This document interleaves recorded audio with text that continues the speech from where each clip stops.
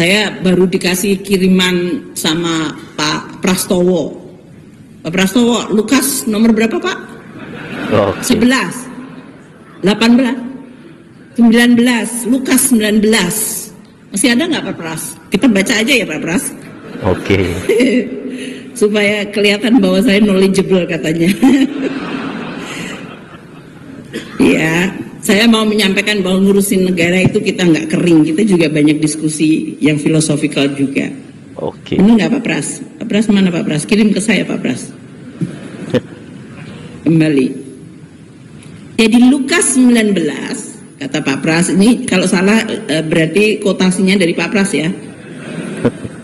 Disebutkan gimana Pak Pras? Bahwa dia mengambil uang dari kelompok kaya dan dia mengatakan, Yesus datang dan dia mengatakan, dia melambai-lambaikan tangan, si siapa itu namanya Pak Pras orangnya? Zakheus ya. Ya, aku nggak ngerti namanya tapi kira-kira tahu mana Pak Pras ya? Kita cari.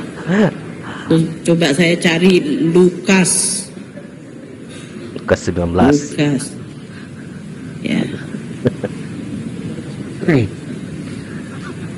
Ya, kita tunggu teman-teman ya. Ada Pak Pras. Udah hilang Pak Pras. Mana Pak Pras? Pasti. Tapi kira-kira Yesus lagi berjalan, kemudian ada si Matius ya. Satius, dia adalah orang yang nggak bagus katanya. Dia suka ngambil-ngambil duit. Terus dia naik manjat pohon. Terus kelihatan akhirnya Yesus memutuskan datang ke rumahnya. Orang nanya kenapa Yesus datang ke rumah orang yang kayaknya nggak reputable gitu. Tuh. Kira-kira bener nggak ya Pak Pras? Nah, udah dikirim ke saya supaya saya nggak salah quote. Nanti kalau kita salah kitab suci saya dimanain. Tuh, Zakheus. But Zacchaeus stood up and said to the Lord, "Look, Lord, here and now I give half of my possession to the poor." Oke. Ya, supaya kelihatan saya dibaikan, menyuci, itu nyebokin kalau bahasa. And if I have cheated anybody out of anything, I will pay back 4 times the amount. Saya bilang sama Pak Prastowo, interpretasi saya sebagai Menteri Keuangan adalah kalau kita ngambil, tapi katanya Bu ini kan Zakheus itu orang jahat, negara kan nggak jahat, ya moga-moga. Kita ngambil pajak seperti Zakheus, then I have to pay back half of my possession to the poor. Jadi kalau APBN ngambil dari pajak, separuh harus untuk orang-orang yang tidak mampu dan miskin. Nanti kita lihat profil APBN kita ya.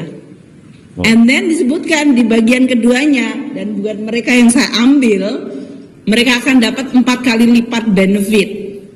Anda yang bayar pajak, Anda dapat benefitnya. Kira-kira translasinya dalam pengelolaan APBN seperti ini. Pendapatan diambil dari masyarakat, mestinya yang mampu kan, karena kita ada PTKP, pendapatan tidak kena pajak. Jadi yang nggak mampu ya nggak bayar pajak. Karena saya sering mendapatkan keluhan, saya udah nggak punya income, saya harus bayar pajak. Saya bilang, yang mana bayar pajaknya? Kalau nggak punya income, Anda nggak bayar pajak. Bahkan Anda menikmati hasil dari pajak. LPG 3 kilo, kalau di rumah-rumah para Romo ada LPG yang 3 kilo, itu Anda menikmati hasil dari tadi. Kalau listriknya di 900 VA atau 1200, itu menikmati subsidi banyak. Jadi jangan bilang nggak menikmati APBN ya. Dan tentu saja kita bisa mengurusin republik ini relatif aman, itu juga karena ada yang bayarin untuk aman. Nah, 50% dan 4 kali lipat itu basically di dalam translation public finance management adalah Anda harus punya rezim pajak dan APBN yang progresif, bukan regresif, yang makin lemah makin dipajakin tinggi. Progresif itu artinya yang bagus, yang punya dia bayar dan itu dipakai untuk equality. Kan sama seperti pesannya Paus tadi, keadilan, inklusivitas. Dan kita bangun public institution dan public goods, infrastruktur, supaya Anda yang bayar pajak bisa menikmati manfaatnya 4 kali lipat untuk mobilitas, untuk produktivitas, untuk economic activity. Jadi mengelola APBN kalau kita makhluk beragama, we are not just doing because kita senang aja nyusahin orang dengan mungut-mungut. Atau kita merasa punya power mengelola uang ribuan triliun for the sake of untuk kita kelihatan keren. Dari perasaan kita sebagai umat manusia yang beragama, kita tahu bahwa ada misi keadilan yang kita bawa di situ.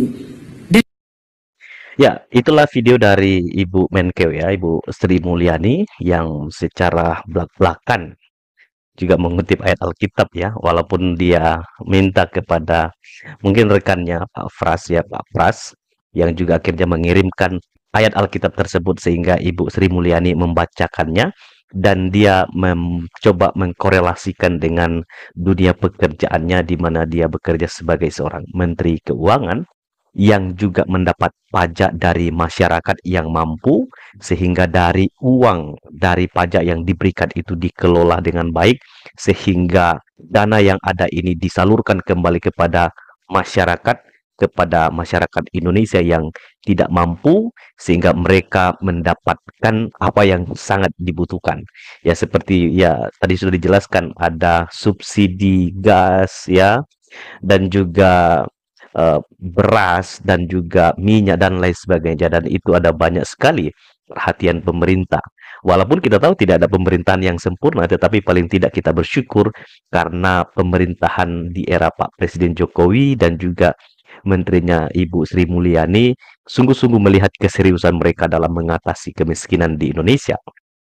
Iya, shalom teman-teman semua. Terima kasih sudah menonton video ini dan kiranya ini menjadi pelajaran bagi kita ya. Pelajarannya apa?